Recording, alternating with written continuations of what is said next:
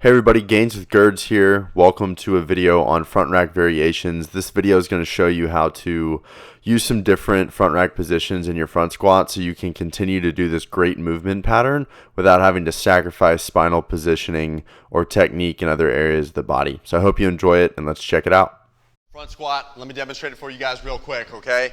Got the bar resting on my shoulders. Feet hip width or just outside apart. I can open up my toe box a little bit, keep my elbows high, neutral spine, breath at the top, sit down into my squat and come up, okay? Now what a lot of people are gonna run into the issue of doing is they're gonna either not have enough flexibility in their elbows to get the bar in a comfortable position right here, okay? Or they're gonna lack control so that as they start coming down, the bar feels like it's gonna dump forward. So we're gonna address those in this video, okay? If you're having trouble with your technique on the front squat, watch this video, it's gonna help you out. If you're not, then go do your front squats if that doesn't challenge you, okay?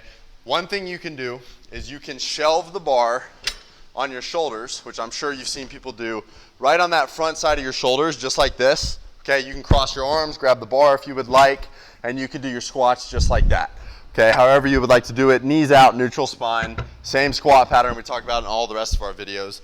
But if you do not like this position, I personally don't like that position, what you can do, you can get some wrist straps, and I'm gonna wrap these around the bar, okay?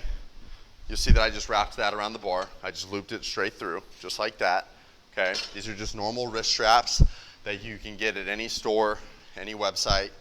Wrap them around the bar, and what you'll do to get into this position, the first one I showed you, is you can actually bring them in shoulder width apart, and you'll see, I'll face you in a second, shelve the bar, and then look what I'm grabbing. I'm grabbing the straps. You see that? So this helps me support the bar, stay in this good front squat position without having the wrist flexibility to do it. I love that, okay? Because if you're like me, you're a muscle-bound guy, or maybe you just lack a little bit of mobility in your wrist or your forearms, or maybe your lats or your triceps, it's gonna be very difficult to get into that natural front squat position, and we will never, I repeat, we will never add load to dysfunction in any of my programs because you are asking for chronic injury, and nobody wants that. If you get injured, you can't be in the gym. Do not ever add load to dysfunction, okay? I learned that from one of my mentors, Dr. John Russin. But I bring that up because with the front squat position, like, we don't need to be training this. Our intent to train this is to get anterior chain development in our lower body, okay? Maybe a little bit of core as well. I can accomplish that same thing with a high bar, narrow stance, heels elevated back squat. I can accomplish the same thing by doing a different movement. It is not about training the movement, okay?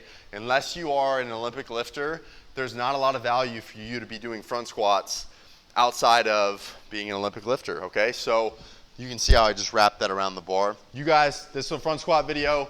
Like I said, if you are qualified to do this position, do it. If not, use the other two positions I showed you, either here or with the wrist straps grabbing here.